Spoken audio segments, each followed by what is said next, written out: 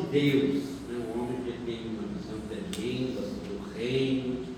Ele vai falar um pouco aí do que Deus tem falado com ele, do livro dele, da história dele. Abre teu coração, porque Deus trouxe hoje aqui uma autoridade apostólica e que vai declarar para nós uma visão realmente que Deus tem com a igreja, que é a visão de reino. Vamos aplaudir Jesus na vida dele, vamos? Aleluia! Que Deus seja louvado e possa usar poderosamente.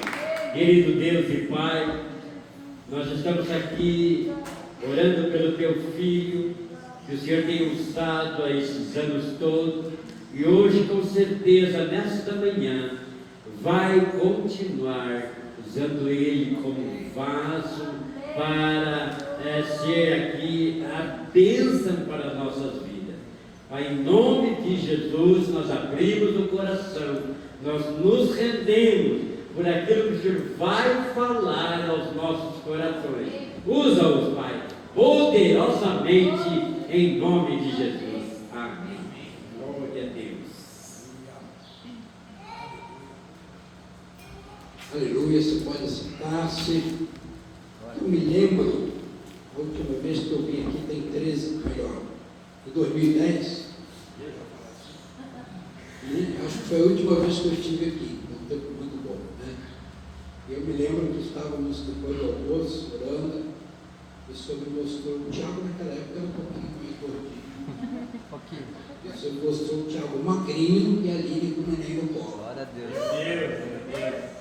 13 anos atrás, eu liberei essa palavra, né? E aí o tempo foi passando, o apóstolo Escoqueiro foi para uma direção e eu para outra, lá no Rio de Janeiro, em Niterói, sempre nos amamos, mas a gente acaba se distanciando um pouco, né? E quando eu soube a notícia de que ele estava retornando à rede apostólica, você não sabe a alegria que invadiu meu coração. Vocês são muito queridos, a família, né? Ana Paula, não esqueço dela, que é o nome da minha filha, Ana Paula, filha mais nova, muito bonito esse, né? Ana Paula. A minha família tem muitas Anas. A minha mãe era Inês, a minha irmã é Ana Inês. E depois minha filha, Ana Paula. E dentre as tias que eu tinha, né? Agora todo mundo já foi embora quase, a tia que eu mais gostava é Ana. Tem até uma história do contar história. Minha tia Ana, eu gostava muito dela, só que ela tinha um apelido que era Duca. Aí quando minha irmã nasceu, 5 anos depois, minha mãe falou assim, você quer colocar o nome da sua irmã? Dá um nome para sua irmã. Eu falei, eu quero, Duca. Não dá. Que tal Ana? Aí ela ficou Ana Inês, né? Porque Duca não ia dar muito certo. Mas eu pensei, minha tia como Duca. Enfim, tão bom estar aqui, né? Muito bom mesmo. Alegria tremenda. A maioria não me conhece, eu sou Luiz Escultório, caminho com o apóstolo Géser há 35 anos, muito tempo, na época que era o irmão Géser, depois o pastor Géser, depois o apóstolo Géser, né? Meu sogro, o pastor Arlindo Mendes, era o nosso pai ministerial, meu e do apóstolo Géser.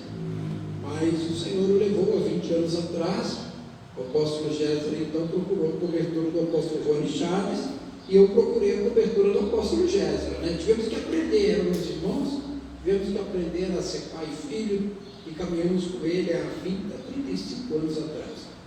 E, enfim, há 25 anos atrás, o Senhor nos orientou, abrimos uma igreja em Niterói, Ministério Terra Santa, e eu vou contar um pouquinho, porque o Paraná é muito marcante para a abertura dessa igreja. Eu acho que eu não contar a história para o bom. Em 98, nós éramos líderes da missão Shekinah em Niterói. Quase todo final de semana nós viajávamos. Quando foi o ano de 98, todo lugar que nós íamos, Deus trazia alguém que falava assim, é para vocês começarem uma igreja local. Mas para mim aquilo era heresia. 23 anos de batista, 18 anos de metodista, abrir uma igreja não denominacional, uma heresia. Eu rejeitava isso durante o ano inteiro.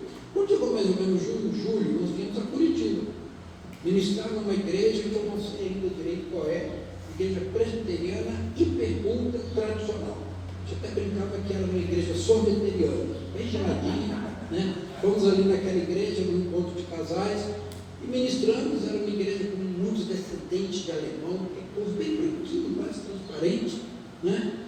E no sábado à tarde entra lá atrás um irmão e senta no último banco. Me chamou a atenção por duas coisas. Tinha uma graça sobre ele. E ele, diferente de 100% da plateia, era um negro, grande, forte, bem negro. E me chamou a atenção. E assim passou o tempo. Quando chegou no final da palavra, ele me procurou e falou assim: preciso falar com o irmão e com a sua esposa. Falei, só um instantinho. Eu estava conversando, os reunidos, ele estendeu aquela mão desse tamanho e botou a mão no meu ombro e no ombro da minha esposa e falou a seguinte coisa: eu não sou daqui. O Pai me enviou para dizer para vocês que o tempo onde vocês estão terminou. É para vocês começarem uma igreja local ainda este ano. Deus te abençoe. Virou as costas e sumiu. Eu falo que é hoje o negão. Foi marcante na minha vida. Bonitinho. Voltamos para Niterói, junho, julho mais ou menos, e ali o Senhor colocou no nosso coração: vamos começar a igreja. Começamos dia 19 de dezembro, e Deus falou: ainda este ano. Vamos começar com um pastor na Metodista. Ele falou: eu já sabia disso, o Senhor abençoou vocês.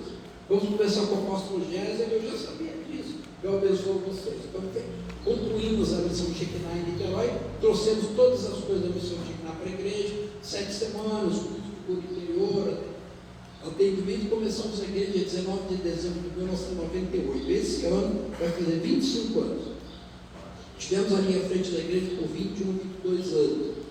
Ali muita coisa aconteceu. Projeto Flechas, né? A Lídia, que participou do projeto Flechas, 10 anos, colégio Geração Nova, colégio de princípio. E eu entendo que a nossa vida com Deus, pastor, é uma vida de ciclos. E nós temos que estar atentos quando nós estamos num ciclo e Deus fala: terminou esse ciclo, vai começar outro. Porque a gente fica tão agarrado naquele ciclo de trás que a gente às vezes não avança. Imagina se você não quisesse sair da educação infantil, jardim de infância. Não vou. Aí você foi para outro ciclo. Depois você foi para outro ciclo. Ensino fundamental, ensino médio, alguns foram para a universidade, né? E assim, a gente vai mudando de ciclos. E aí, quando chegou nos últimos 10 anos, mais ou menos, eu já tive uma unção apostólica, Deus começa a me levar para abençoar pessoas, abençoar igrejas. Porque uma das coisas que eu digo que está mais terrível na igreja no Brasil é a orfandade ministerial. Um grupo enorme de pastores, sozinhos, à frente da igreja, que não tem ninguém para conversar, e pastor tem problema. Não sei se vocês sabem, mas pastor tem problema financeiro, emocional, familiar, sexual, tem vontade de falar, tem vontade de chutar o pau. Somos homens e mulheres. E quando é que o pastor, quando tem problema, vai buscar em quem? A denominação, muitas vezes, ele tem um chefe, que é o bispo, o superintendente regional, né? E a grande maioria de pastores não tem alguém com quem conversar. Depois que a gente vai ficar no papaco branco, eu acho que as pessoas têm mais respeito por nós. E aí, nos últimos 10, 12 anos, nós começamos a abençoar pastores. E muitos pastores começaram a chegar, e aí nós estamos deixando o trabalho com a igreja. Primeiro passamos o pastoral para o nosso pastor auxiliar, que estava conosco há 20 anos. Depois deixei a parte administrativa, até que há 3 anos atrás, 3, 4 anos atrás, Dia das Mães, nós fomos a Maringá, nossos 3 filhos já estavam lá. E quando eu cheguei em Maringá, isso aconteceu comigo algumas vezes. Deus falou assim: observa tudo, vê todos os detalhes.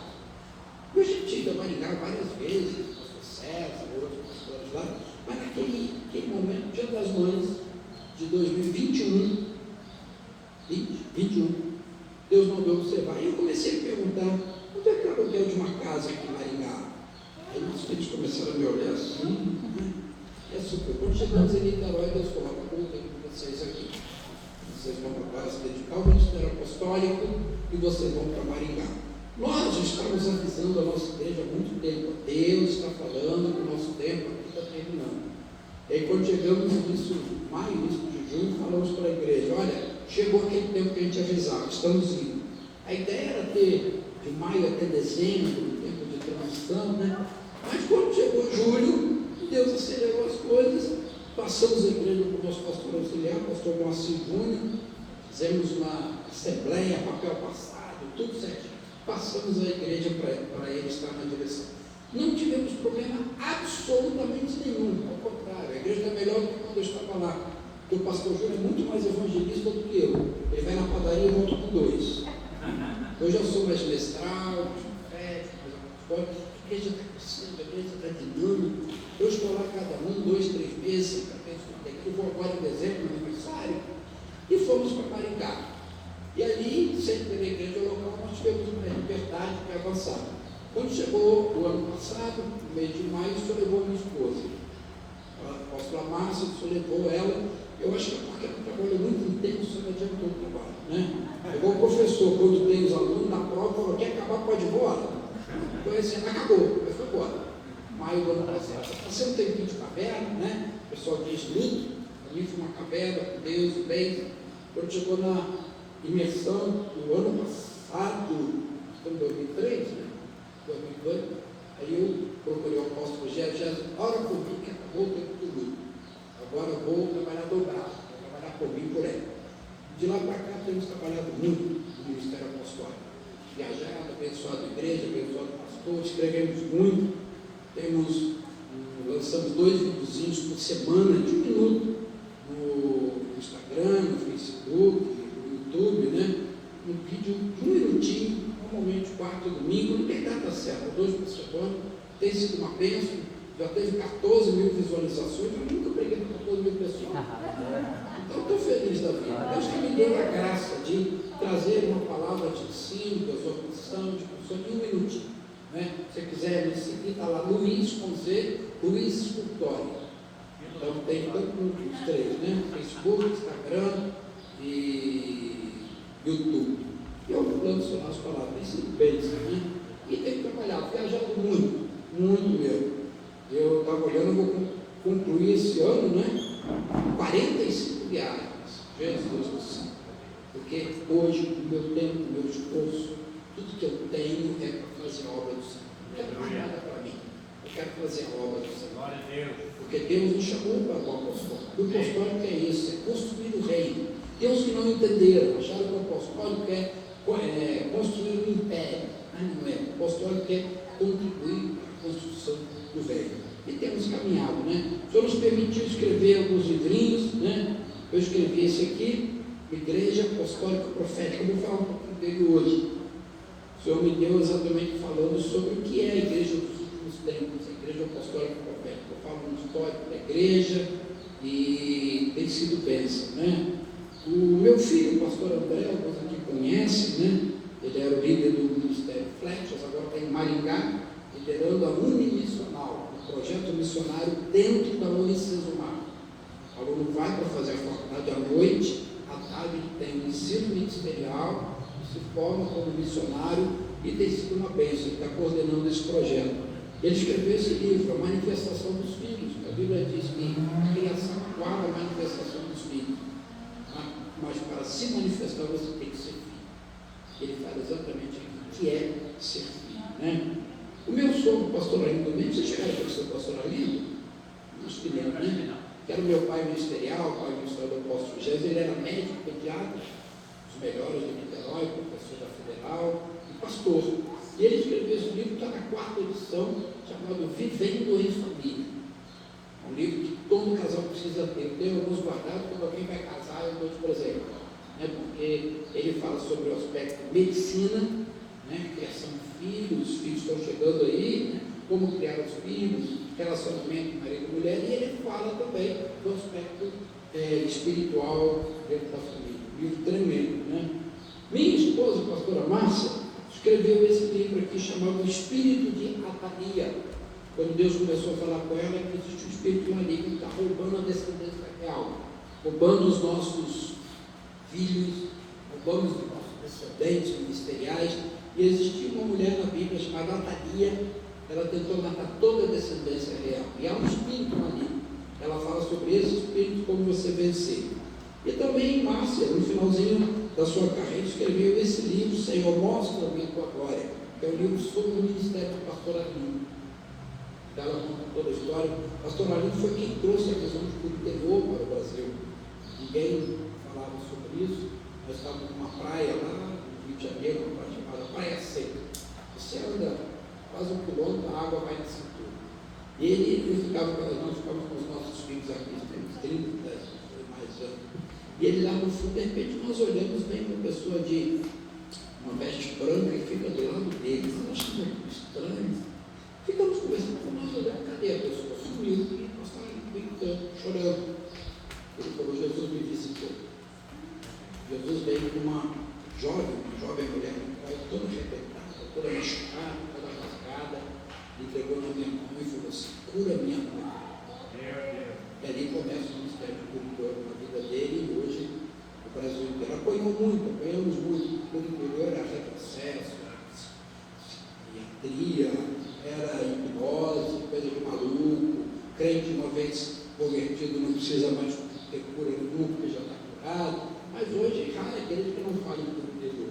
E esse relato é colocado aqui, né? E como eu gosto muito de abençoar o pastor Estoqueiro, apóstolo Estoqueiro nesse livro, em nome de Jesus, que seja bênção na sua vida, querido, aleluia. E você também pode ganhar um livro desse, só que ele pediu um irmão para te dar. Eu trouxe ali, colocando a venda, toda a renda vai para o nosso ministério. Às vezes algumas igrejas nos chamam, não tem como pagar passagem, então toda a renda desses livros é em função desse ministério.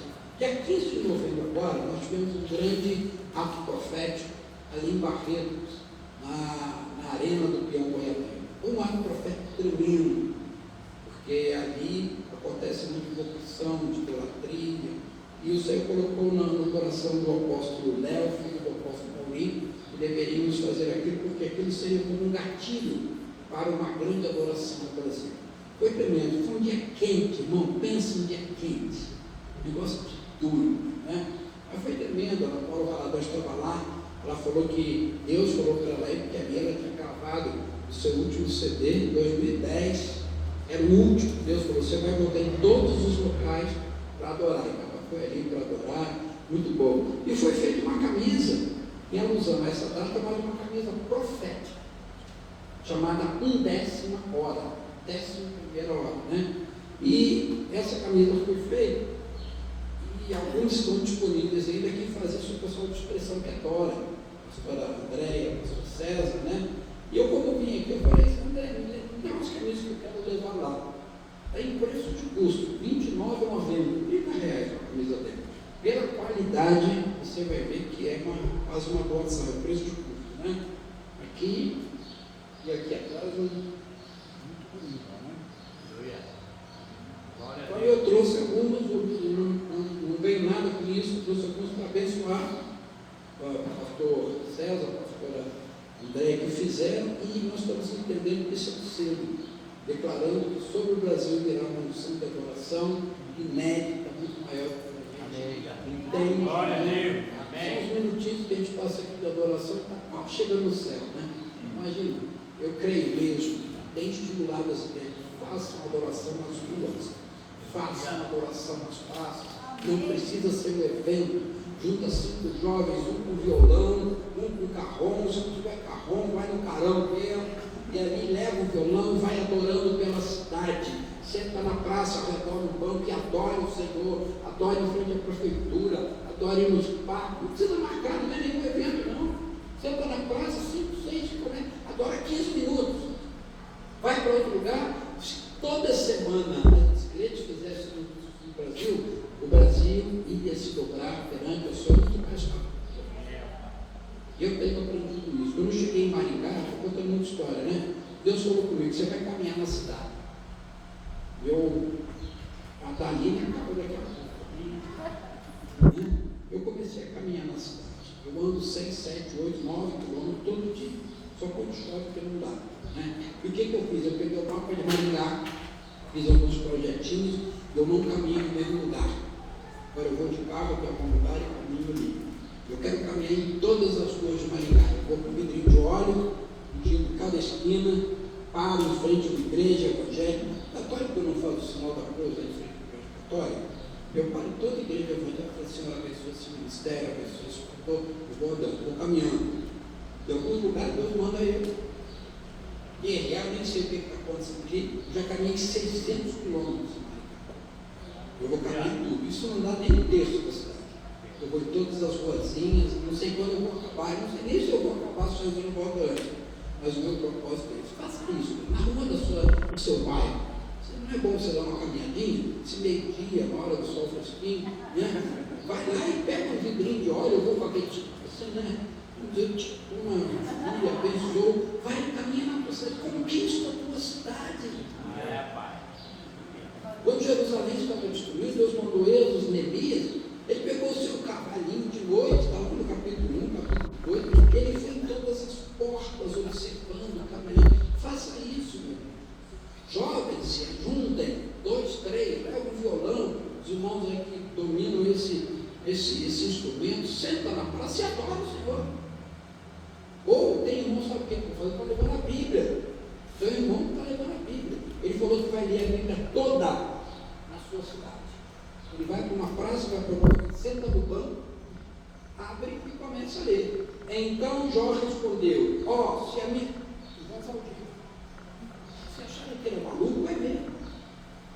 Faça isso, leia a Bíblia. Conheço uma igreja que todo 1º de janeiro eles fazem aí um evento, com palanque, com tudo. Eles vão para a Praça da Sé e leem a Bíblia inteirinha. Fazem uma escala. De Gênesis 1 até o Apocalipse 22, cada irmão vai ler meia hora. Lê a Bíblia inteirinha nos primeiros dias do ano. A Bíblia diz que a terra se encherá do conhecimento da glória de Deus. E não é dentro da igreja que a gente vai fazer. Não sai, querido. Dá mais de maluco. Os caras não estão mandando umas coisas que se adoram. Olha, se assusta, vai lá, levem tocar o chofar. Eu vejo todas essas mercamentas, levo o chofar. Não é sempre, não. Tem que o senhor fala, leva o chofar. Eu levo. Vai numa bolsinha do lado, eu tenho grande, eu tenho menorzinho, aí vou andando, toca o chofar.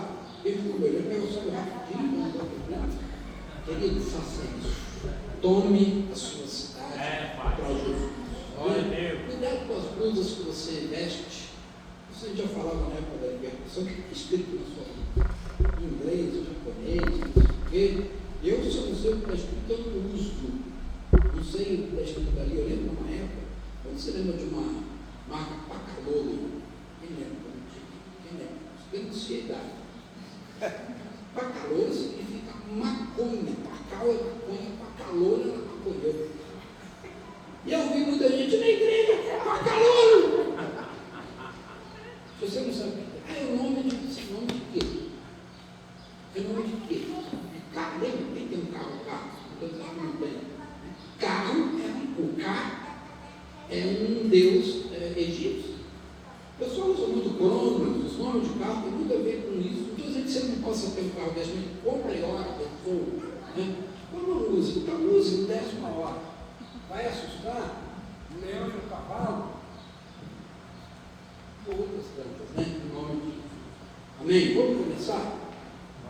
Jesus poderoso, muita coisa para contar, alegria muito grande. Quero te convidar a abrir sua Bíblia em Atos capítulo 19. Eu não tenho compromisso hoje à tarde, então fica tranquilo. Almoço é uma coisa que a gente almoça quando tem, então, as coisas que eu quero foram que eu posso estar à vontade. Então, se for, Atos, fica tranquilo, mas Atos capítulo 19.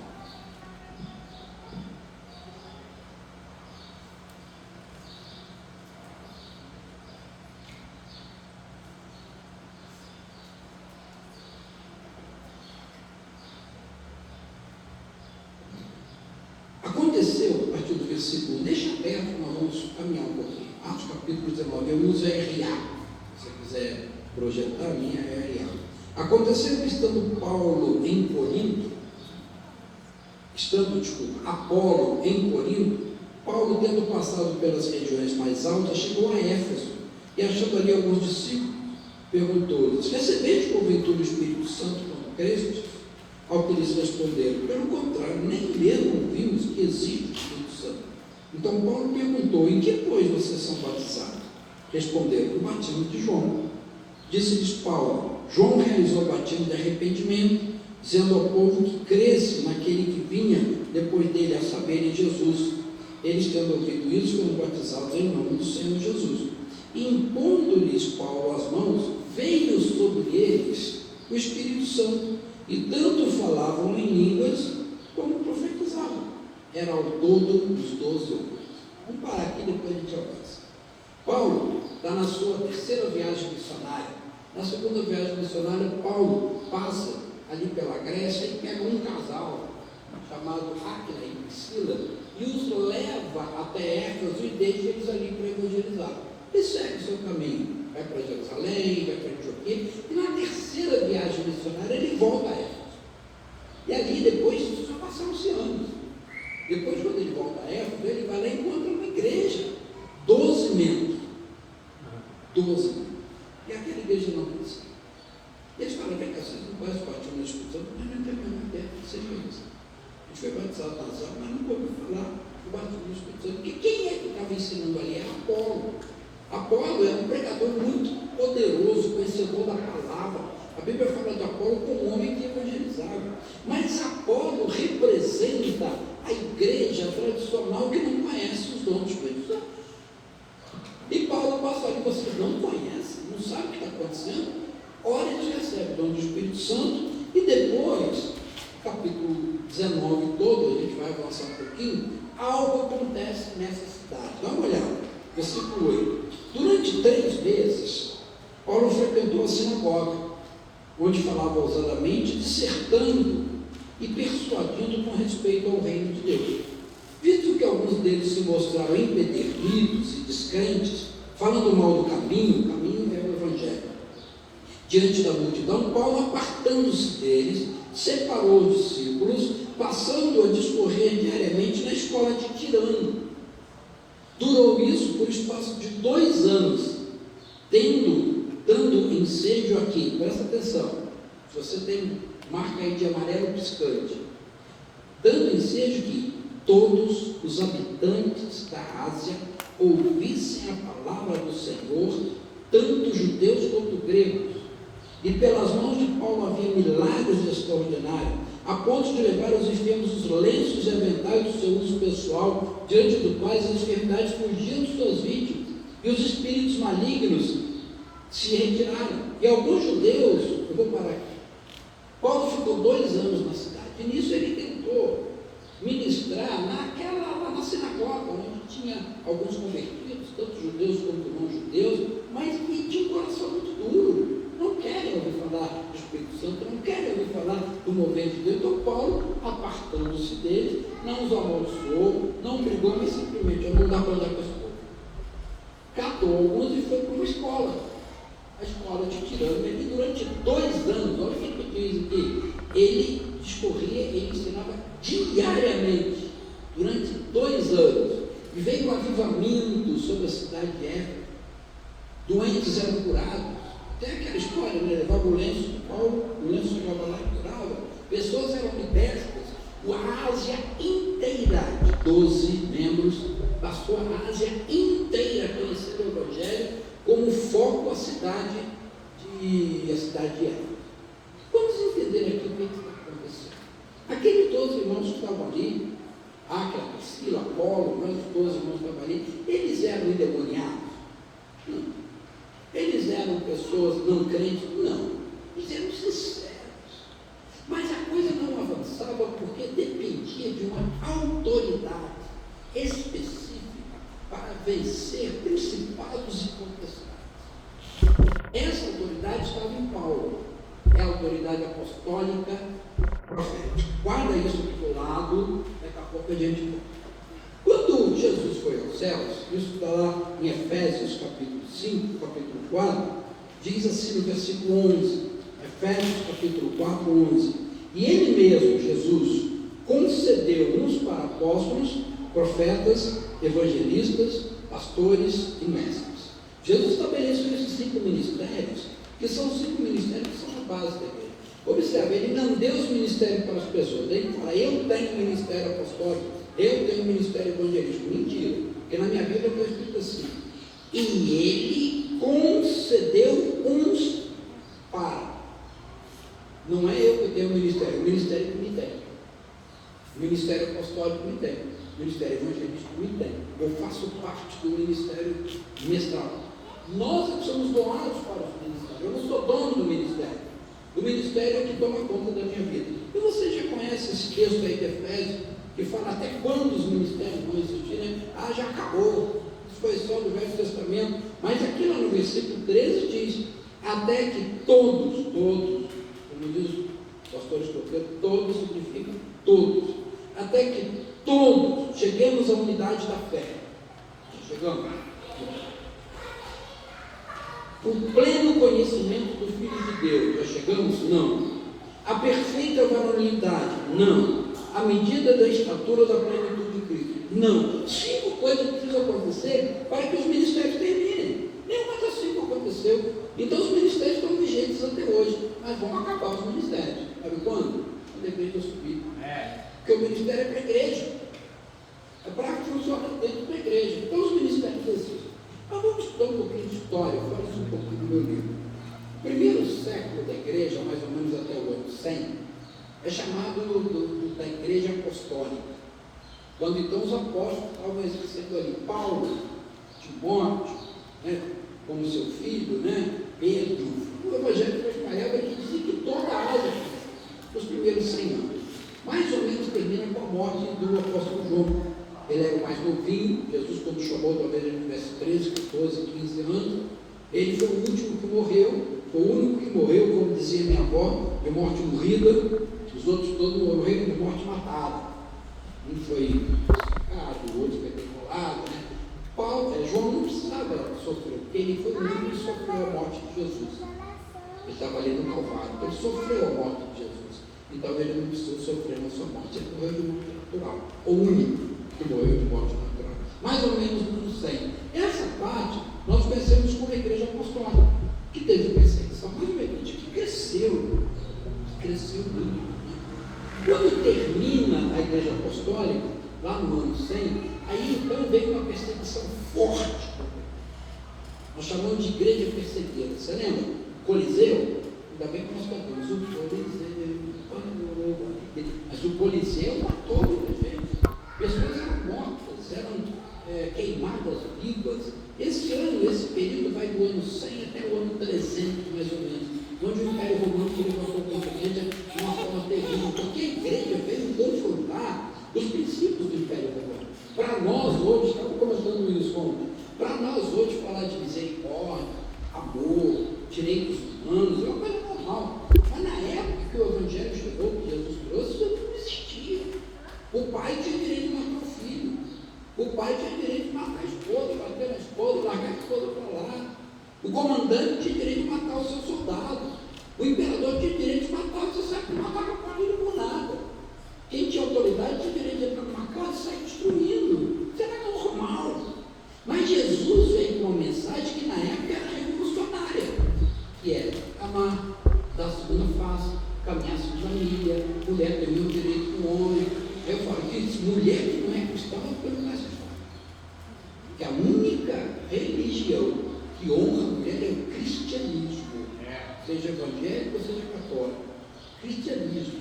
Islamismo, a mulher é um pedaço de pacote de mulher, não sei o quê, indianismo, tudo. A mulher não vale nada.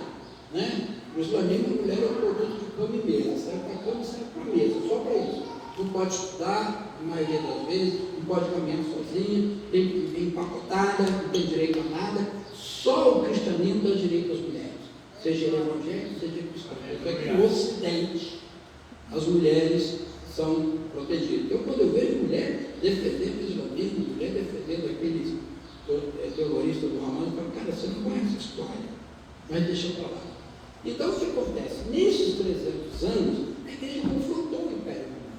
O Império Romano partiu para dentro, querendo matar a igreja. Os soldados perseguiam mesmo a igreja. A igreja teve que se esconder nos escombros, né? Debaixo dos cemitérios, ela teve que esconder ali debaixo do Roma. Os soldados romanos eram muito valentes contra os vivos, mas eles morriam primeiro que os mortos. Então, como os cristãos começaram a se reunir nas catacumbas do cemitério, eles viviam para chover. Ainda tinha história, tinha uma lenda lá no quarto, que os crentes, quando se reuniam, tinha uma cerimônia lá que eles comiam carne e bebiam sangue. Toda a ceia. Os soldados romanos ficaram em pânico. Os caras comem carne e bebem sangue. Então o soldado romano não perseguia crente que estava lá nas catacumbas. Quando Satanás conseguia bater, quanto mais batia, mais a igreja crescia. Você já viu luta de boxe? O cara bate, quando ele não consegue bater, abraça. A mesma coisa, Satanás abraçou. Aí vem o tal de Constantino, imperador romano, em 313 ele diz que 300 aspas de cada lado, ele diz que se converteu ao cristianismo. Ele não se converteu, ele viu que não estava para atacar, então ele abraçou. E aí, ao contrário, ele falou: sai da catacumba, vem para cá, vem para cá. E levou os crentes para se reunirem dentro dos grandes templos. Os templos dos deuses romanos, os templos dos deuses gregos. Vocês podem se reunir aqui. Inclusive, eu vou pagar o salário do pastor. Inclusive, eu vou ajudar. Houve uma aliança. Foi um problema muito será que Bento não foi benção, não. Toda aliança com o governo é problema, é laço. O que aconteceu? Tinha que podia naquele tempo, mas não podia tirar as imagens. Aí tinha uma tal de Vênus. Eu vou falar aqui, a gente está adorando a Deus. Não é Vênus, não é Maria! É Maria! Tinha um tal lá de Mercúrio. Não é Mercúrio, não é Pedro. Foi quando a idolatria começou a entrar na igreja. Quando começou, e se você é sustentado pelo governo, como é que você pode levantar uma voz como João Batista, raça de víbora? Não tem como, ele é teu patrão. Você entende isso? Então foi nesse tempo que a igreja começou, até então ela crescia mesmo perseguida, ela começou a se misturar. Esse a gente chama de igreja apostólica, igreja perseguida, agora nós chamamos de igreja estatal. Foi de 313 mais ou menos até o final do Império Romano. Quando o Império Romano explodiu, e a igreja falou: uau, meu patrão foi embora.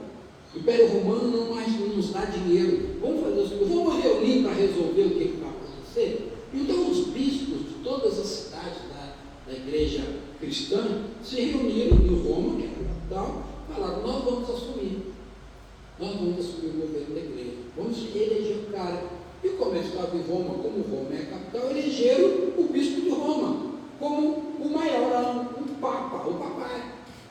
E ali começa a igreja papal, no final do Império Romano. E aí você sabe que de ano, mais ou menos, no ano de Minas, é o ano 1500, 400 e pouco até o ano 1500, a igreja mergulhou num tempo chamado de milênio da escuridão. Tudo que você possa pensar de torto aconteceu ali. Tudo. O papado, por exemplo, é hereditário, era de pai para filho. Naquela época os pais podiam casar. Houve época de ter 7 papas ao mesmo tempo, todo mundo dizendo: eu sou muito verdadeiro, os outros são todos. Houve uma época em que, num período de 10 anos, 6 papas, um mataram o outro. Se você quiser aprender sobre isso, leia esse tema, o milênio da escuridão. Tudo de ruim aconteceu, né? Houve uma época em que o papa morreu, mas o filho dele era menor ainda, ninguém botou. Aí a mulher do papa, chamada Joana, ela começou a governar, é chamada de Papisa Joana.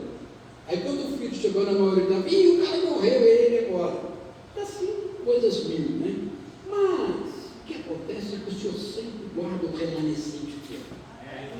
O Senhor sempre guarda os fiéis, aqueles que buscam, sem entender. Na época de Elias, lembra? Elias, o Senhor morreu todo mundo. Não, tem 7.000 joelhos. A gente não sabe se era 3.500, contava 2 joelhos, ou era 7.000 pessoas. Mas Deus falou que eram 7.000 joelhos que não se dobravam, não se dobraram. Elias nem conhecia, então sempre existiu um remanescente fiel. Lá pelo final dos anos 1400, 1300, 1400, o Senhor começa a levantar alguns homens que tinham acesso à palavra. Por que tinham acesso? A Bíblia não era igual a gente tem hoje, não. Somente os ilustrados, porque o analfabetismo era 99,9999% da população. Quem trouxe a alfabetização da população foi a igreja protestante. E aí o que acontece? Eles não tinham acesso. Somente os padres, os papas, os professores tinham acesso. E aí vários homens se levantaram, não vou contar a história toda, você pode pegar qualquer livro da Reforma para aprender, mas em especial um homem, um alemão, chamado Martim Lutero. Ele era professor do seminário católico, não tinha acesso à Bíblia. Se você quiser aprender sobre a história de Martim Lutero, entra no YouTube e entra assim, a Reforma Protestante, ou a Reforma. Você vai ver vários filmes, tem um que é produzido pela Igreja Luterana, e conta a história de Martinho Lutero. É lindo esse livro, recomendo que você leia. Que ali Lutero começou a ler: o justo viverá pela fé. Uau, peraí. Ele fez uma visita a Roma e viu lá que a Igreja Católica, a Igreja Romana na época, né, obrigava as pessoas a pagar pelos seus pecados, pelo perdão, o pagamento das indulgências, a compra das indulgências, né? Hoje a gente acha que telefone pré-pago é novidade, não é, porque o pessoal chegava lá e falava assim: ô padre, eu vou doar um terreno aqui para a igreja, o que eu tenho de isenção? O próximo ano todos os pecados que você cometer eu pago. Tinha o perdão pré-pago, tudo que você possa imaginar. A Catedral de São Pedro de Roma foi construída nessa época. Eu tive a Catedral de São Pedro de Roma. Foi um dos piores lugares que eu já estive na face da terra. Você tem uma percepção espiritual, você ouve gritos, você ouve, aí foi feito de muita morte, muita destruição. E Lutero se levantou contra isso. Em 1517 ele escreveu 95 ideias, chamadas de tese, e afixou na porta da igreja, mas não como revolucionário. Ele queria que era discutir sobre isso. E ali começa o movimento da reforma protestante, onde Lutero não queria se fazer uma reforma, ele queria que a igreja cristã da época fosse curada. Né? Mas o que aconteceu? A cúpula romana não aceitou, então surge ali o movimento da reforma protestante. E eu entendo que essa é uma nova fase, a igreja reformada, onde Lutero começou a buscar do Senhor. E todas as vezes que Deus te manda fazer algo espiritual, Ele te dá um recurso natural. A primeira coisa que Lutero fez foi traduzir a Bíblia para o alemão. Ele pegou lá do grego, do latim, e traduziu para o alemão. Agora, como é que você vai pegar essa Bíblia e vai distribuir? Um pouco antes, Deus usou um outro alemão chamado Gutenberg, que inventou a imprensa e que o primeiro livro publicado foi a Bíblia. Deus te manda fazer, Deus vai te dar os meios. Fica tranquilo. E aí a Bíblia começou a ser traduzida para o alemão, para todas as línguas, para o português, né? E ali do ano 1500 até o ano mais ou menos 1800, começa a ter um crescimento da igreja. E aí eu vou falar, até a reforma protestante, o inimigo tinha roubado as coisas da igreja. Jesus lá atrás, um dia chegou para o seu discípulo e falou o seguinte: vou preparar-vos lugar. Essa frase é a frase que o noivo falava para a noiva pedindo em casamento. Hoje a joelha, dá um anelzinho, uma série de coisas, né? Naquela época, quando falava vou preparar o lugar, era a frase que o noivo falava para a noiva. Ou seja, eu vou preparar a casa e você vai preparar o que hoje a gente chama de enxoval. A noiva ia preparar as coisas para levar para casa e o marido ia construir a casa. Era esse o pacto. Quando Jesus fala vou preparar os lugares, Jesus está pedindo a igreja em casamento. É muito forte isso. E ele foi para o céu para preparar a casa. E deixou para nós, igreja, a tarefa de preparar o enxoval. O que é enxoval? Ali você casou. Aí você levou o enxoval. O que era o enxoval? Toalha, roupa de cama, as coisas que ia levar para casa. Nós, igreja, estamos preparando o enxoval. O que nós vamos levar para casa? Tempo. Títulos, cadeira, vamos levar para casa o quê? Almas, vidas. Então a tarefa da igreja de preparar o enxoval é juntar, é salvar as pessoas, é falar do evangelho, é pregar, é evangelizar. Essa é a tarefa da igreja. Essa é a tarefa da igreja. Então a igreja começa a salvar. Deus fala aí com todo mundo, pregar o evangelho, e eu vou preparar lugar. Jesus foi, mas mais do que isso, o noivo foi e deixou um cartão de crédito sem limite para a noiva. Tiago fez isso? Não fez? Deixou um cartão de crédito para a noiva. Esse cartão de crédito se chama Espírito Santo de Deus. Ficar em Jerusalém até que do alto seja revestido com um cartão de crédito, até que do alto seja revestido com poder. E o poder serve exatamente para a igreja avançar. O que acontece aqui em Éfeso? Enquanto ele não tinha o Espírito Santo, era 12. Talvez até uma família só. Mas quando Paulo vem e ministra o Espírito Santo sobre ele, a igreja explode.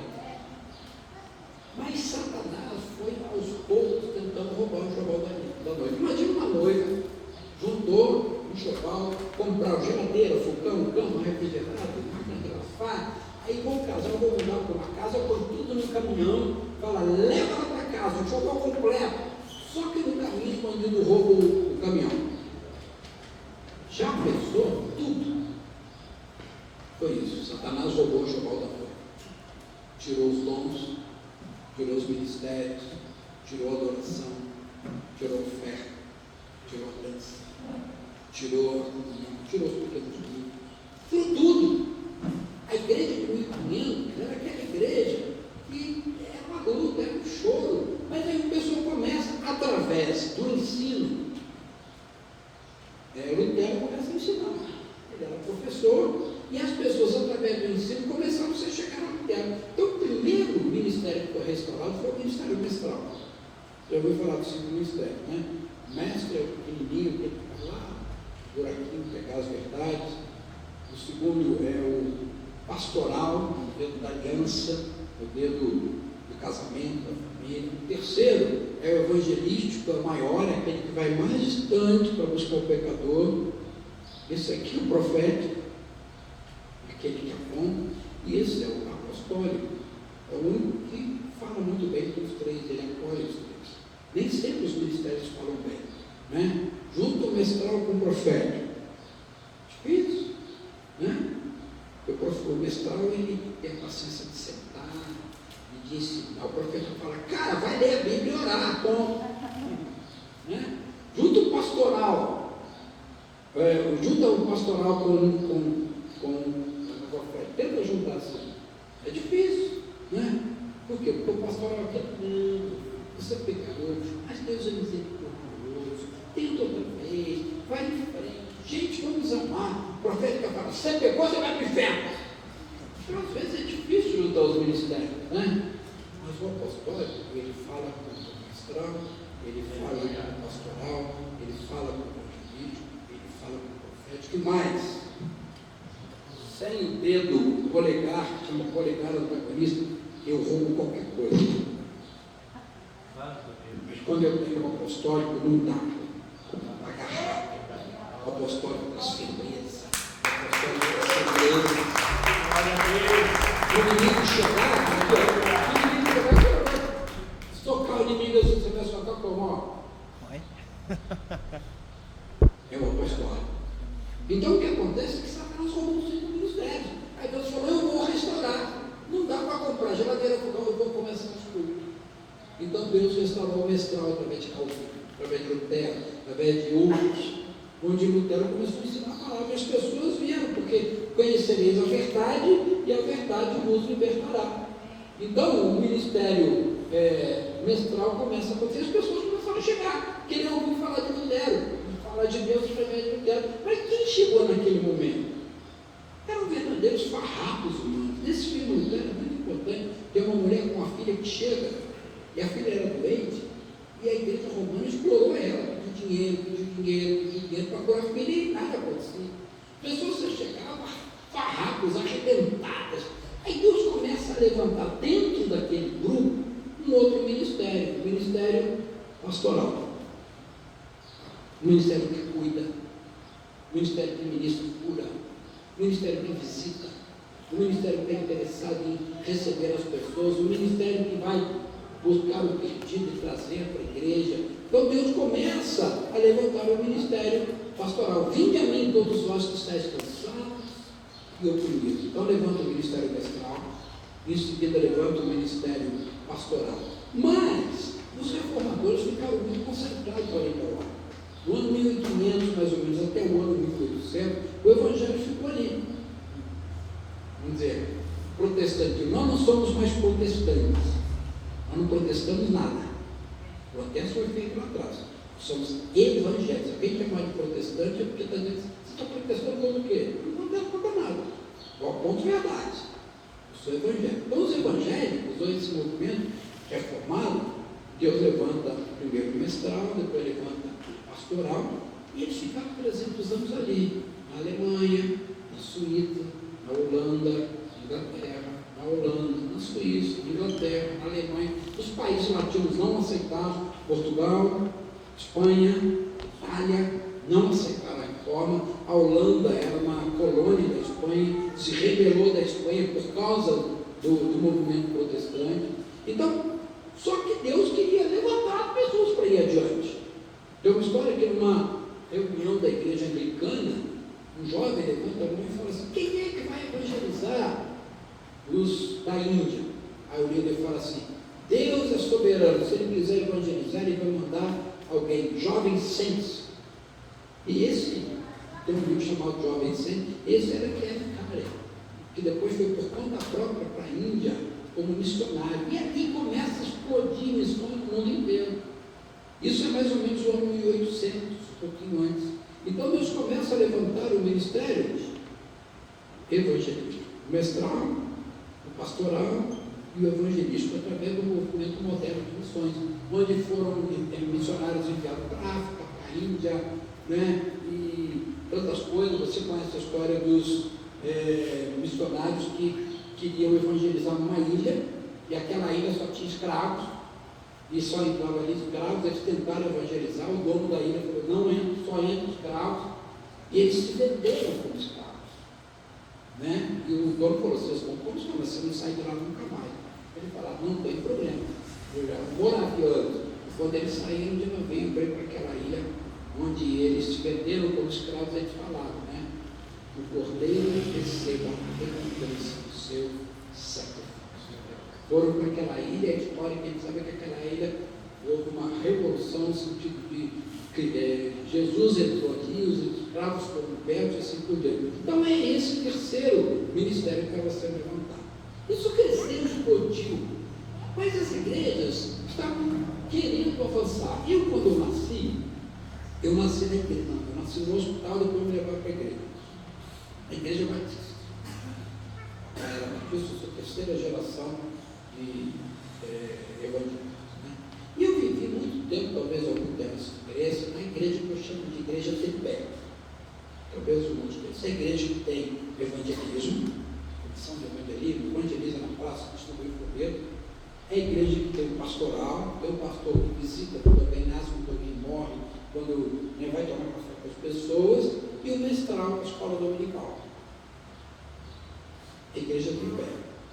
Durante 23 anos eu fui da igreja batista, aprendi muito, aprendi Bíblia, aprendi sobre o conceito de eclesiologia, aprendi muito, não tenho nada a reclamar muito, cresci muito ali, porque meus pais, os pastores eram gente de primeira linha, mas era uma igreja de pé.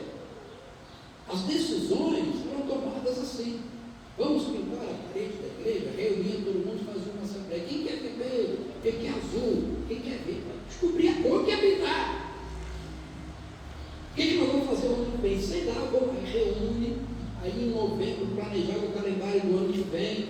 Aí você sabia que em dezembro do ano que vem, no segundo domingo, o fulano ia pregar sobre o tema tal. Ou seja, era legal, mas uma igreja que caminhava dentro do racional, dentro do que o homem mandava. Uma igreja extremamente democrática, qualquer um chegava: eu acho que não, eu acho que sim, e era uma confusão. Eu lembro quando tinha essa igreja batista, chamada sessão de negócio, e eu fugia daquilo. Planejamento: o irmão vai pregar no quarto domingo de abril e vai falar sobre salvação. O Espírito Santo não se movia, mas isso começou a ficar como a igreja de época. A igreja avançava quase que engatinhando. Aí o Senhor começa a levantar, no final dos anos 1800, começa a levantar grandes avivamentos. Os moravianos, depois dos moravianos, Deus manda um grupo que vai até a Inglaterra, e ali no país de Gales, né? Começa um avivamento tremendo. O avivamento foi tão forte que no país de Gales, Inglaterra, é onde foi inventado o futebol. O avivamento foi tão forte que o campeonato foi cancelado, ninguém foi no futebol. As cadeias foram fechadas. Avivamento é isso. Dentro da igreja não é avivamento. Avivamento é quando a coisa vai para fora. Do país de Gales saíram algumas pessoas, foram para os Estados Unidos, e ali ajudaram a estabelecer um movimento de avivamento chamado a Rua Azusa, onde Deus restabelece dons de língua, dons de cura, dons de libertação. E da Rua Azusa se espalhou aí por aí todo. São avivamentos que Deus vem trazendo. E aí Deus começa a restaurar o ministério profético. O ministério que você, para fazer, tem que buscar a presença de Deus, tem que subir montes, tem que orar, ouvir o que Deus fala. Deus falou comigo, aquilo que aconteceu, apareceu um irmãozinho lá, falou: o tempo de vocês acabou e dando direção para começar uma igreja local. Eu recebi aquilo como sendo o Espírito Santo, e ali mudou a minha vida. Ali nós estabelecemos uma igreja, uma série de coisas. Palavras proféticas, não é profetada. Porque às vezes eu falo, pastor, eu acho, eu sinto, mas eu não tenho certeza de Deus. Na hora que eu falo, Deus está falando. Esse movimento apostólico, esse movimento profético, veio para o Brasil lá em torno do ano de 1960, por aí, né? Através de alguns homens, veio primeiro a igreja Assembleia de Deus, em Belém, depois se espalhou, mas no ano de 1960 o movimento começa a crescer, chamou renovação dentro da igreja brasileira. Só que as denominações não aceitavam muito. Então a igreja batista, por exemplo, não aceitou, houve uma divisão. A igreja batista, a Convenção Batista Brasileira continua tradicional e foi criada a Convenção Batista Nacional, onde igrejas batistas passaram pelo movimento. Uma conhecida é Getsemane, a Lagoinha, igrejas batistas que entendem e recebem o batismo do Espírito Santo. Assim foi com a metodista, surgiu a metodista presbiteriana, né? E assim todas as igrejas foram saindo das denominações, saindo das denominações. Por quê? Porque o Espírito Santo estava mais que fechado. A igreja tripé começa a avançar para ser uma igreja profética. E aquilo cresceu de uma tal forma, mas houve uma certa maturidade no Brasil, porque aconteceu divisões. E o Senhor não trabalha, né? E a coisa começa. Nesse momento que está acontecendo, surge mais liberdade. Eu não quero dizer que tudo o que aconteceu naquela época foi do Espírito Santo, não. Às vezes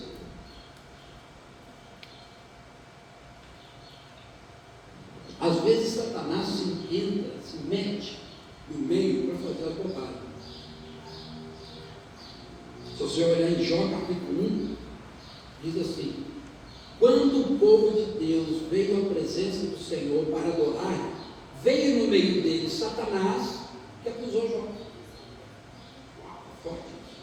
Então Satanás misturou, então houve rebelião, houve divisão, houve coisas feias, mas hoje houve coisas muito maravilhosas. E o que aconteceu é que as igrejas começaram a dar mais liberdade às igrejas locais.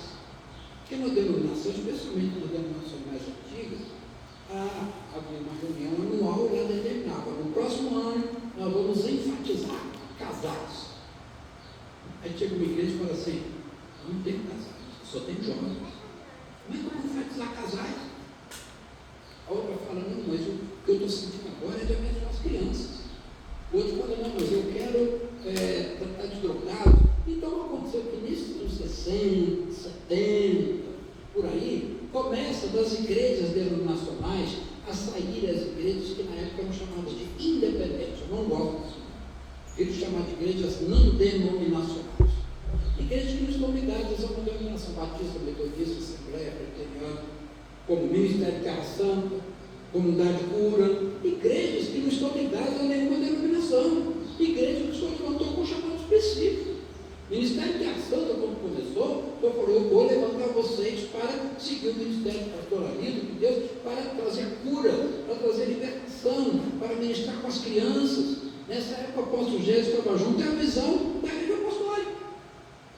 E assim Deus levantou a comunidade de cura com um objetivo específico, e foram acontecendo coisas por aí, todas, ou quase todas, movidas pelo profeta de Deus. Foi tremendo. Nossa igreja começou em 98, foi quando? 2010, né? Pois é, nesse tempo, dos anos 70 até o ano 2010, ainda está acontecendo. Aconteceu muitas igrejas, comunidades, né? Na época, as igrejas tinham o nome dos bairros, lá em Caramba, Igreja Batista de Santa Rosa, Igreja Batista de São Francisco, eram os bairros. Aí o pessoal acordou, aí começou a colocar Igreja Batista Bené, Igreja Batista, porque Igreja Batista de Santa Rosa ficava, vocês aqui em Curitiba tem. Lá em Niterói tem Igreja Batista de Santa Rosa, Igreja Batista de São Francisco, Igreja Batista, Igreja de Santo, não era o bairro, mas não foi importante, não era o bairro, era a identidade. E essas igrejas independentes, ou não denominações, começaram a acontecer. Mas aí surgiu um problema. Eu sou muito bom com crianças. Olha, tem uma equipe de crianças maravilhosa. Mas essas crianças cresceram, já são jovens, e alguns estão caindo na droga, não sei lidar com droga. O que eu faço? Mas a sua igreja já teve um Mas não sabe lidar com criança. Vamos caminhar junto. Você me ensina a lidar com criança, eu ensino a lidar com criança. Você, sua igreja, já é forte na adoração. Eu é difícil na adoração. A sua igreja já é forte no ensino. A sua já é forte em missões. A sua já é forte em casais. Então, o que essas igrejas começaram a fazer? Elas começam a se reunir. Não numa denominação, mas numa rede. Igrejas com características individuais, mas com o mesmo propósito. Quando eu falo, nós vamos trabalhar com cura interior e libertação. Tem igreja que o forte dela é cura interior e libertação de crianças. Outra cura interior e libertação de jovens. Outro fazer essa palavra para casais. Então as igrejas começam a se reunir nas redes apostólicas. E essas redes estão debaixo de uma orientação, de uma cobertura, de uma bênção, de um apóstolo. Aí Deus começa a restaurar o movimento apostólico. Que faz o quê? O movimento apostólico abençoa o profeta, o evangelista, o mestre, o pastor e o mestre. O apóstolo, ele vem levantado pelo Senhor para trazer, restaurar os fundamentos. O que o apóstolo faz? Restaura o fundamento. Ele vai lá na palavra e restaura o fundamento. Muitas vezes na caminhada a gente se perde, né? Eu, por exemplo, já fui ao mercado para comprar uma coisa, minha esposa falou, vai lá comprar um chute, vai lá comprar um chute, e aquilo, e esqueci. Eu comecei a fazer. O caminho a gente se perde, é natural.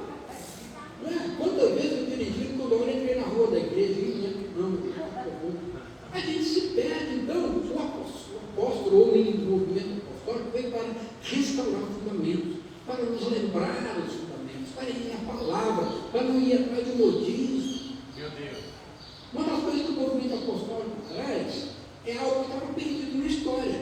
Por exemplo, a restauração do entendimento de que Israel é um povo separado, diferente, especial.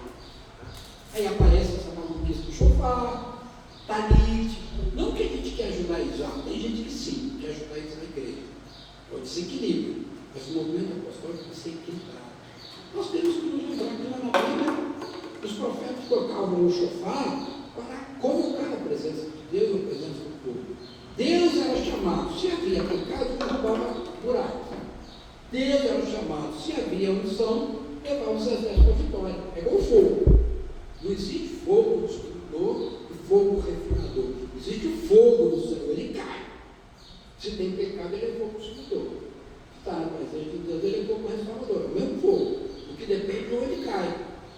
Cuidado que o fogo cai na tua vida. Depende de como você estiver, ele vai ser refinador ou ele vai ser destruidor. E Deus começa, então, a restaurar o amor por Israel. Começa a trazer autoridade à igreja.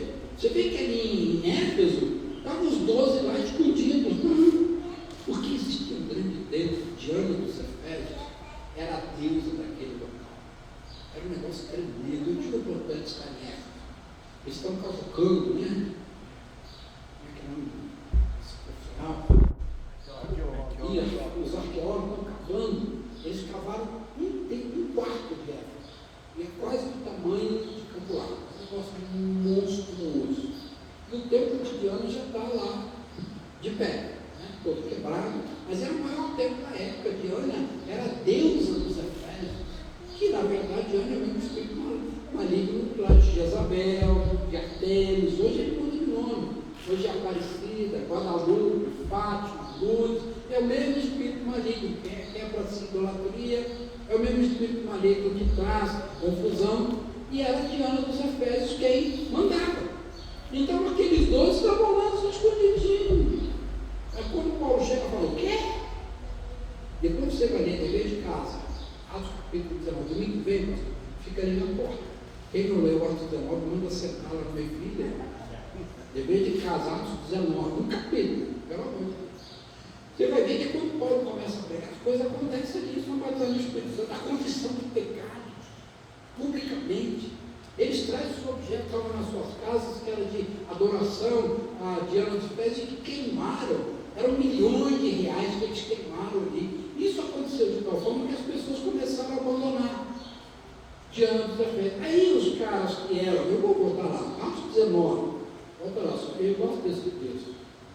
Os caras que eram vendedores dos amuletos de dos Efésios, eles começaram a reclamar. Olha lá, Atos 19, versículo 18. Muitos dos que creram vieram confessando e denunciando publicamente suas próprias obras.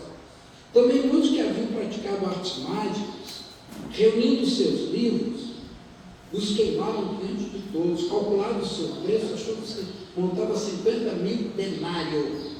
Denário é o salário de um dia de trabalho. Imagina quem ganha aí salário mínimo 1.300, sei lá. Não vou imaginar, 50 reais por dia. Né? 50 mil denários. Quem é bom de conta aí? 50 mil vezes 50, 2,5 milhões, é isso? Botaram fogo em tudo, porque eram objetos dedicados à idolatria. Né? Mas olha o que acontece, versículo 23. Por esse tempo, houve um grande alvoroço acerca do caminho da igreja.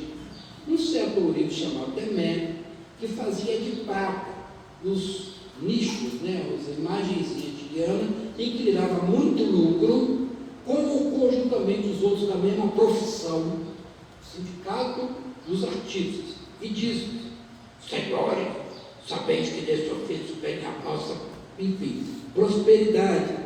E estáis vendo e ouvindo que não só em Éfeso, mas em quase toda a Ásia. Ou seja, ele levanta um movimento sindical dos fazedores de santo e se levanta contra a igreja. Eles estão perdendo dinheiro. Mas Paulo, de tal forma, houve uma revolta, mas Paulo sai vitorioso. E a igreja de Éfeso é a igreja mais mencionada no Novo Testamento. Ela é mencionada em Atos, ela é mencionada no livro de Efésios, ela é mencionada em 1 e 2 Timóteo, porque Timóteo era pastor de Éfeso, e ela é mencionada no Apocalipse. Ou seja, quando veio a autoridade profética e apostólica sobre a cidade, houve uma revolução. O apostólico te dá autoridade, à igreja, para dizer, igual Elias falava: para de chover, agora volta a chover. O apostólico é a autoridade que Deus traz. O evangelho, o mestral, ele tem autoridade da palavra de ensino. O evangelista, ele tem autoridade para repreender demônios de pessoas. Não é? O evangelista. O mestral, ele tem autoridade de pôr interior, de discipular. O profético traz a revelação de Deus. Mas quem age é o apostólico. É o apostólico que recebe a autoridade. É o apostólico que traz a unidade da igreja. É o apostólico que de repente pega uma associação de, como é o nome? Associação de evangélicos, né? Com 4 ou 5 carros pingados, e no ano tem 40 igrejas. É a unção apostólica. Porque o apóstolo, ele sabe lidar com a diferença. Ele sabe respeitar a diferença. Ele sabe lidar com as pessoas. Começa a surgir as redes apostólicas, onde o apóstolo começa com pessoas verem ele como um ancião. Algumas pessoas não aceitam o ministério apostólico. Então, quando me perguntam, o senhor faz o que agora? Eu sou ancião. Amigo, se eu falar que eu sou apóstolo, eu sou ancião. Agora sou pastor de pastores. Também sou pastor, tem pastores convidados ali na rede apostólica. Eu estou ligado na rede apostólica, no Géser, né? Apóstolo de Géser, né? Então, assim, se o nome apostólico fere, eu falo que eu sou ancião, sou pastor de pastores, e funciona. Eu não estou importando com o nome, a minha missão, eu não sou apostólico, mas eu posso ser visto como ancião, barba branca, pastor. Então eu estou no ministério de ancião, e Deus começa a levantar esse ministério apostólico, e claro que Satanás entra no meio tentando desvirtuar. Claro que Satanás faz isso, né? Por exemplo, ele tenta trazer as denominações apostólicas. O que é denominação? Para você que pode estar debaixo da minha cobertura, tem que mudar a placa, tem que ser igreja tal, tem que ser dada. Isso não é apostólico. Isso é voltar ao passado na denominação. Porque o apóstolo é pai de adulto. O que é pai de adulto? Eu sou pai do André, meu filho, 37, 38 anos. Eu aconselho ele. Ele vai para mim: pai, eu quero comprar um Fusca. Eu falei: Fusca? Pelo amor de Deus, não quero comprar, porque então tá bom, vou com você para te ajudar. Eu aconselhei para ele não comprar, mas se ele quer comprar, não é pecado, eu vou ajudar. Se é pecado,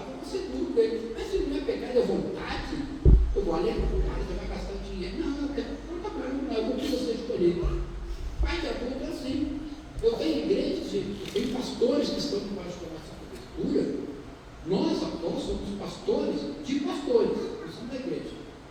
Eu não sei, por exemplo, como a igreja arrecada, quantos membros tem, eu só sei se o prédio é próprio, o que a gente conversou, agora a igreja está debaixo do pastor.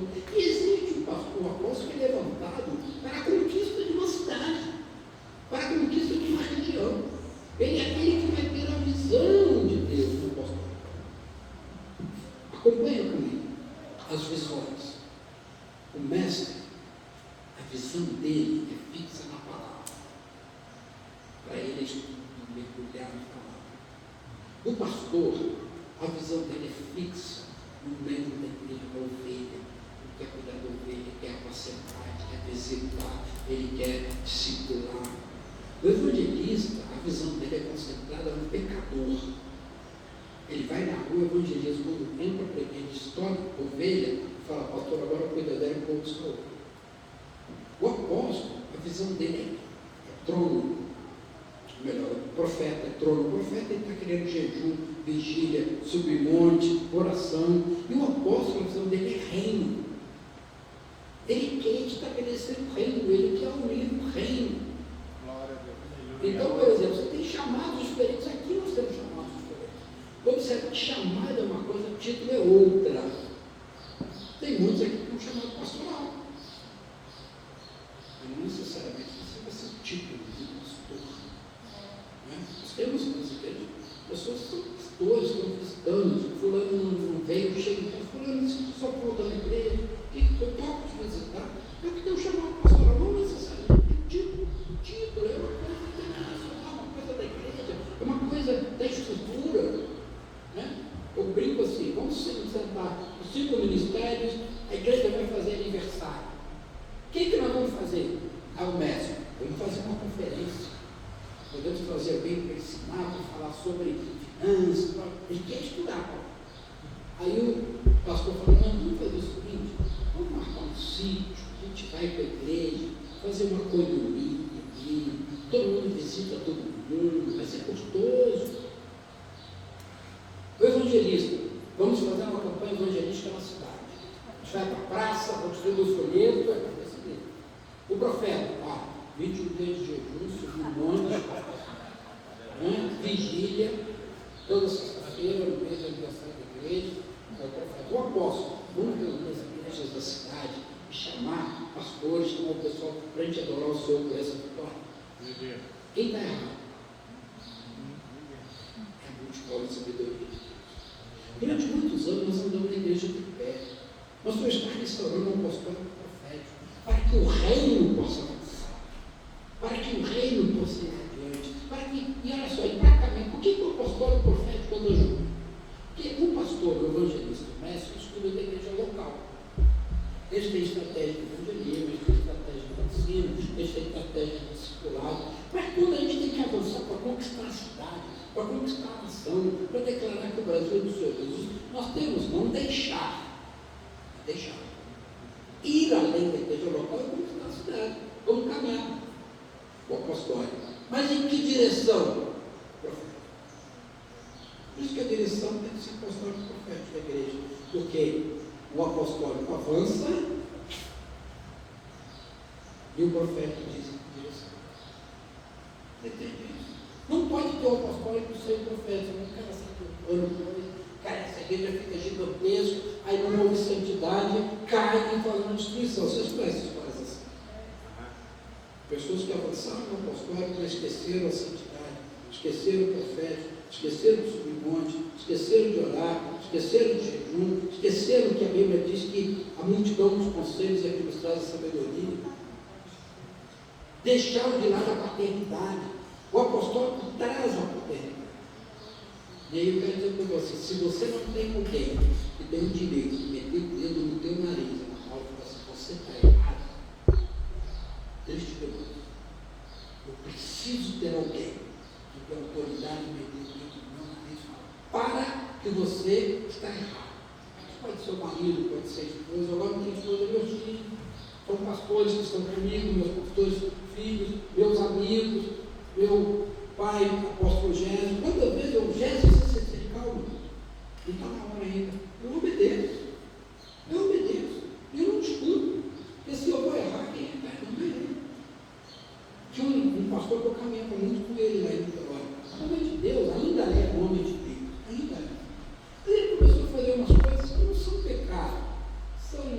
dizer assim, são açoudadas, safazeiras, né? Aí comecei com o general e falou, se afasta dele. E o que eu fiz? Me afastei. Ele está em pecado? Não, em nome de Deus.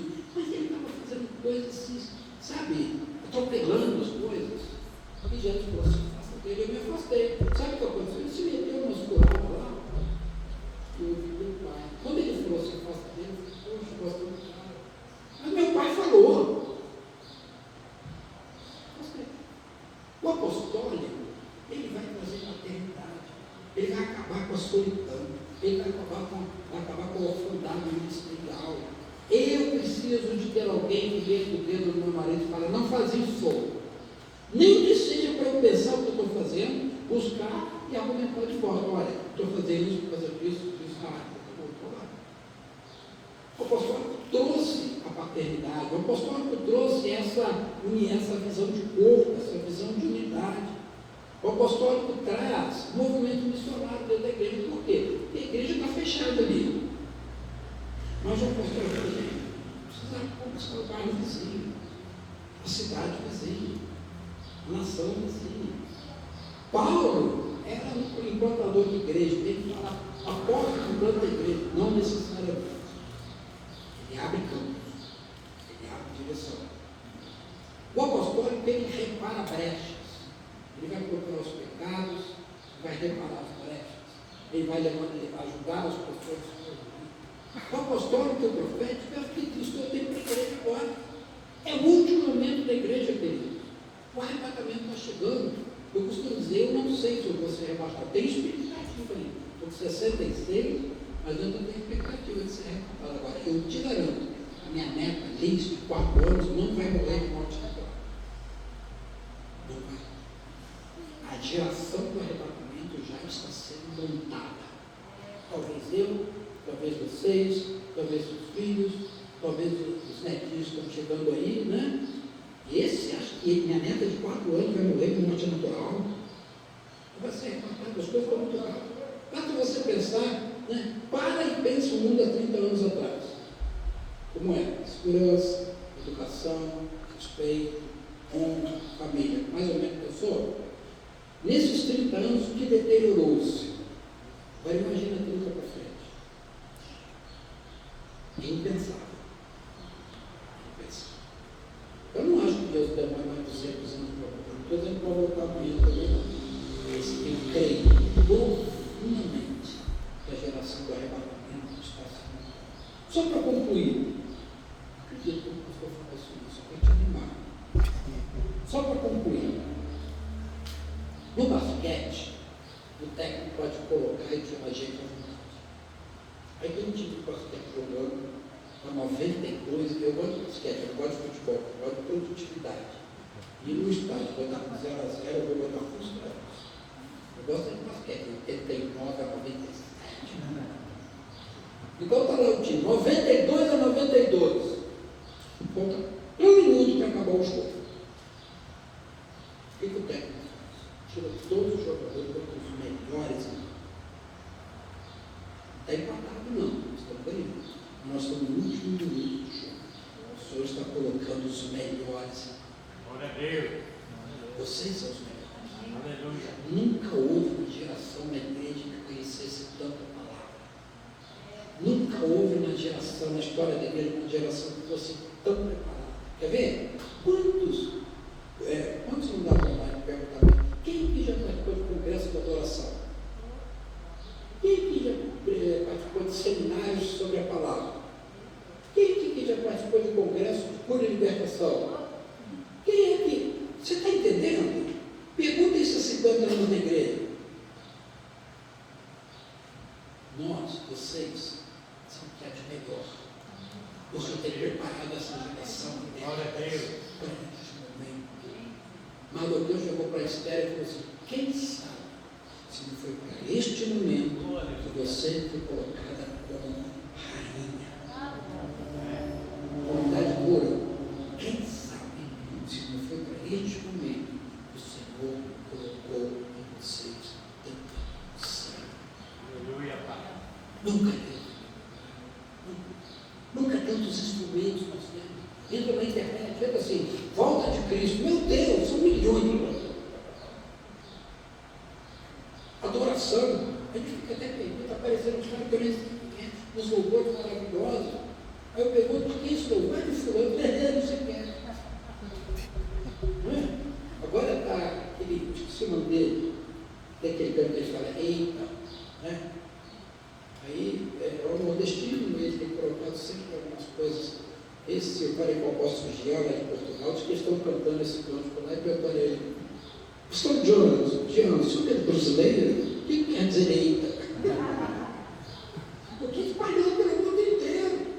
Caras que você não sabe, igrejinhas minúsculas. Eu não creio mais que Deus vai levantar generais, como nós tivemos. Não creio que ele grama, né? Gente Hegel. São homens. Porque eu falo, nós estamos caminhando em estradas que eles abriram com facão. Nós caminhamos uma estrada pública agora, asfaltada, ampla, pista dupla. Mas pastor Nando abriu com facão, ninguém acreditava. Esses homens que nos precederam, abriram portas para nós temos que ser gratos. Eu fui no interior de Minas, na cidade de Dores do Imbaiá, cidade da minha mãe. Cidade de primeira, foi primeiro, jogou segunda, cidade de primeira. Aí fui lá, a igrejinha está lá. Aí eu falei, pastor, você quer falar com o Deus nossas coisas? Eu falei, queridos, olha só, mais ou menos 100 anos atrás, passou por aqui um missionário americano, montado no cavalo, e pegou umas pessoas da cidade aceitaram Jesus, inclusive um casal chamado Osório e amigo. Ele ficou vermelho junto com outro, começaram a se reunir. O missionário passava uma vez por mês aqui. Compraram um terreninho, construíram um prédiozinho. Esse terreno que vocês falam, esse prédio que vocês falam hoje, já é novo, mas foi tudo. E esse casal teve 10 filhos. Todos se casaram. Todos eram de Deus. Esses 10 filhos tiveram netos e bisnetos. E já tem tataranetos. E esse casal gerou servo de Deus. Eu sabia os números na época. São mais de 80 pastores. Todas as nações, todos os continentes foram tocados por descendentes desse casal. Esse casal, hoje temos representantes dessa família, um casal dos batistas, metodistas, Assembleia de Deus, Maranata, Luterano, todo tipo de igreja tem alguém lá. E eu sou membro da vovó Anita do vovô Osório.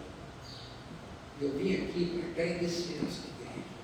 Não são vocês, mas são intercessores de vocês, que entenderam, investiram, e hoje esta família, esse casal Osório e Anita, já levou essa oração para vários lugares. Só no projeto Frestas, que eu e meu filho coordenamos, hoje tem 42 pastores. Deus nos deu a honra dessa praia, de influência. Eu fui falando, nós temos que honrar os nossos antepassados. A honra, atenção, a honra é o caminho pavimentado para a vitória, para a prosperidade. Honra. Honra teu pai, honra teu pai também, muito mais profundo do que isso. É honrar o chefe, pastor, quem está acima, honra quem está do lado, honra os seus irmãos, honra quem está abaixo. Eu, quando vim do Rio de Janeiro, uma coisa que me assustou na comunidade, né, esse costume, né, lá no Rio de Janeiro, pelo menos dentro da igreja, é um costume muito forte. Ninguém te serve sem você dar uma coisa. Pegar uma pizza, você dá uma coisa. Você vai no posto de gasolina, você dá uma coisa. Onde você vai? Isso é cultura da igreja do Brasil, na igreja do Rio de Janeiro. Quando eu cheguei em Maringá, ninguém estava elogiando. Aí eu comecei a dar. Se vocês me levaram no encomenda na casa, eu dei uma coisa. Eu falei, estou querendo abençoar. Não, olha só. Eu vou ser abençoado com isso. Quero que vocês, todo constrangido. Honra a pessoa. Honra quem te serve, honra o teu colega de trabalho, honra o teu irmão. Você não honra por quê? Ele fez isso. Ele diz, honra teu pai e tua mãe. Honra. A honra é o caminho da vitória. Deus está restaurando isso. Sabe por quê, querido? Deus quer colocar em campo os melhores. Para isso, ele levantou o ministério apostólico e o ministério profético. Ninguém mais pode Campo Largo do que vocês. Eu estou lá Meu Deus. pastor Gésio tem em São Paulo, outros estão em São Paulo. Então, queridos, o Senhor está virando uma chave na sua vida, na sua igreja, na sua família, nessa cidade. Virando uma chave. E Ele está chamando para o último momento da igreja. Não se perca, não se distraia. Satanás roubou o chapéu da igreja ao longo da história, mas Deus restaurou a adoração. E a adoração maravilhosa. Eu sou da época que estava no culto, eu não sabia se era um ofício fúnebre. Honra naquela época, mas eu me lembro do canto que era assim: ao Deus de Abraão, louva. Isso era. Eu estava todo mundo alegre. Eu lembro minha pequenininha, minha Ana Paula era terrível. Nós fomos numa igreja presbiteriana que era da família do meu pai, grandes, teve os cânticos, uns 4, 5 anos. Quando acabou o canto, todo mundo sentou, ela disse: toda a autora, pai, aqui não vai bater palma, não, né? Porque ela estava acostumada com a nossa igreja, né? Deus restaurou a adoração, Deus restaurou a dança, Deus restaurou a oferta. Foi uma igreja de oferta, era um gasofilaço, um cofrezinho lá atrás, a pessoa ia colocar a oferta. Agora a gente vem na frente, louva o Senhor, adora, dança. Deus restaurou os pequenos grupos, Deus restaurou o discipulado, Deus restaurou a palavra. Hoje tem palavra de qualquer jeito, no celular, na Bíblia, na mão. Deus restaurou. Você abre a internet, está cheio de coisa. Você vai nos lugares. Ontem nós fomos numa lanchonete, o pastor me levou lá, estava lá, texto bíblico. Um lugar improvável. Deus está restaurando, querido. Então nós estamos no auge. Eu digo que não existe nenhum momento na história que eu gostaria de viver. Com Jesus, está comigo. Nós estamos no auge do programa. Então, eu profetizo que Deus está levantando esta igreja, vocês estão dando uma chave. No ano de 2024 vai ser um ano atípico, vai ser um ano de crescimento. Invistam as suas vidas nisso. Reúnam as pessoas na sua casa, vá nos locais. Estava falando com o pastor lá em Niterói, ele sempre fala assim: dia 25, 24 de dezembro, a gente não faz nada. Não culto normal, mas eu falo: convide os seus parentes para ir na tua casa. Faça, gaste, se você puder. Faça uma coisa legal, porque na tua casa é a tua casa.